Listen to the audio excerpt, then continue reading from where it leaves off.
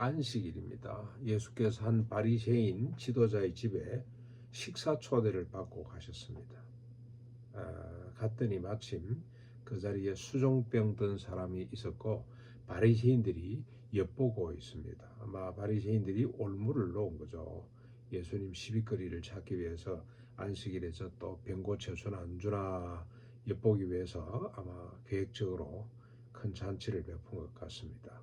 다른 사람들도 많이 초대된 걸 보면 꽤나 참 거대한 큰 잔치를 베푼 것 같습니다. 예수께서 율법사들과 바리새인들에게 말씀합니다. 의도를 간파하신 거죠. 그 자리에 모인 율법사 그리고 바리새인들에게 묻습니다. 안식일에 병 고쳐주는 것이 합당하냐 아니하냐고 물었습니다. 그랬더니 그들이 대답을 못합니다. 잠잠합니다. 그러니까 예수께서 수종병 든 사람을 고쳐보내시고 바리새인들에게 다시 묻습니다. 너희 중에 누가 그 아들이나 소가 우물에 빠졌으면 안식일이라고 해서 안 끌어내냐? 곧 끌어내겠지. 그랬더니 그들이 여전히 답이 없습니다. 할 말이 없는 거죠. 아이들이 이러고 살고 있단 말이죠. 소가 물에 빠졌다 그러면 곧바로 가서 끄집어내죠. 자기 재산이기 때문에. 아들이 물에 빠졌다 그러면 뭐 물어볼 것도 없습니다. 즉각 달려가서 아마 건져낼 겁니다. 바리새인들, 서기관, 율법사들의 모순입니다. 자신의 아들이나 소가 재산이 우물에 빠지면 안식일이라고 해서 오늘은 안 된다 그러질 않고 곧 달려가서 끌어내는데 수종병 든 사람이 고침을 받는 것은 인정하지 못하죠. 극도의 자기 모순입니다. 어쩌다 이들이 이렇게 됐냐? 하나님의 뜻, 하나님의 나라를 도무지 이해하지 못하기 때문에. 이해하지 못하는 것이 아니고 이해하려고 들지 않습니다. 왜냐?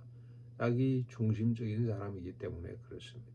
모든 대상을, 관계를 철저하게 자기 중심적으로 판단하고 행동하기 때문에 자기는 안식일에 일을 하면서 다른 사람은 일하는 것 인정하지 못한다는 겁니다. 정죄하고 비판하고 그래서 자기를 더 돋보이는 거죠. 이런 모순 가운데 빠져 있는 사람이 바리새인이고 바리새인과 서기관 율법사들은 오늘 이 땅의 모든 인간을 대표하는 대신하는 자들이라고 볼 수가 있습니다.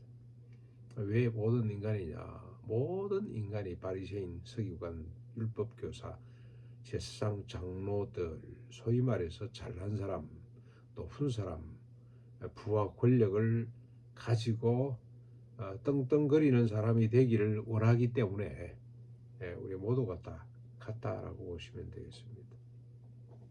자기 중심에서 벗어날 수가 없는 것이 인간의 실존입니다. 인간 그 자체입니다. 그렇기 때문에 자기가 하면 로맨스고 남이 하면 불륜이 되고 그런 겁니다.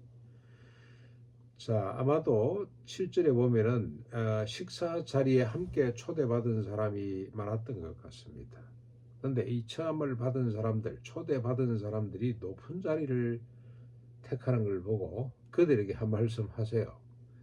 예수님은 이런 걸 보고 못 견디시는 분 같아요. 뭐 또 그 가르치는 거죠. 그들을 가르쳐야 됩니다. 사랑하기 때문에 이런 말씀을 하시는 거죠. 높은 자리를 택하려고 신경전을 벌이고 있는 사람들을 보고 그들에게 말씀을 합니다. 이게 인간의 모습입니다.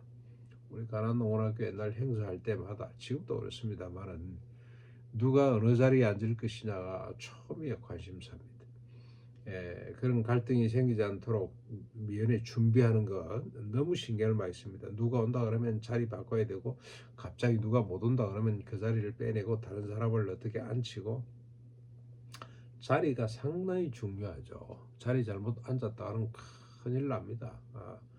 국회의원이 높으냐 장관이 높으냐 그리고 국무총리가 높으냐 대통령 그러면 정점이 않습니다만 애매할 때가 있어요. 국회의원을 먼저 앞세워야 되냐 장관을 앞세워야 되냐 늘 인간은 자리 다툼할 수밖에 없습니다. 그들을 향해 주님이 한 말씀 하셨습니다. 뭐라고 합니까? 네가 잔치에 청함을 받거든 높은 자리에 앉지 말거라. 만약에 너보다 더 높은 사람이 와서 주인이 이 사람아 너는 저 밑으로 내려가라 그러면 얼마나 창피하겠냐, 얼마나 부끄럽겠냐. 그러므로 청함을 받을 때 끝자리에 가서 앉으라. 그러면 너를 청한 자가 아이고 친구여 여기가 네 자리가 아니고 높은 데로 올라오세요. 그러면 오히려 차라리 영광이 안 되겠냐. 그러면서 주님이 한 말씀 하시죠. 무릇 자기를 낮추는 자는 높아질 것이고 자기를 높이는 자는 낮아지게 될 것이다. 무슨 말입니까? 하나님의 나라, 주의 제자들의 삶의 모습이죠. 모든 일에 모든 사람 앞에서 언제나 어디서나 겸손하거라. 나보다도 남을 더 낮게 여기고 내 중심이 아니라 너 중심으로 살아라. 그런 말씀입니다. 그냥 단지 윤리적으로 도덕적으로 그냥 좀 겸손하라 그런 뜻이 아니고요. 어떤 행편이든지 어떤 상대든지 네 자신을 낮추라. 네 중심으로 보지 말고 그 사람 중심으로 생각하고 행동하라. 그런 말이죠.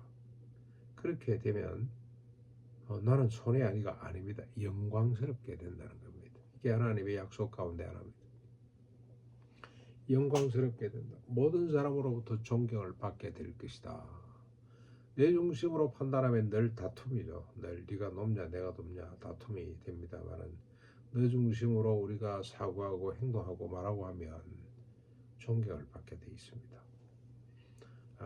그 만남은 천국이 되는 것입니다. 화평케 하는 자가 되고 가난한 자가 되고 겸손한 자가 되고 온유한 자가 돼서 천국을 소유하게 된다는 겁니다. 12절에 이제는 자기를 초청한 사람한테 한 말씀 하십니다.